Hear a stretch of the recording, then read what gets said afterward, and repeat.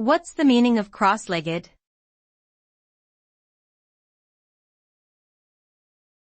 Cross-legged.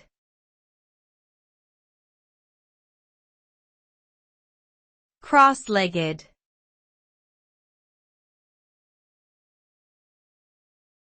Cross-legged.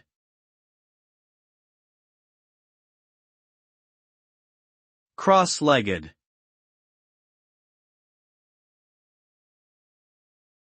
Cross-legged refers to a sitting position where one leg is bent over the other, with the ankle of the bent leg resting on the opposite knee.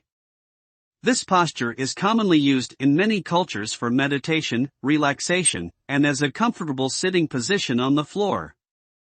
Sitting cross-legged can improve posture and flexibility, but it may also cause strain on the knees and hips if done for extended periods.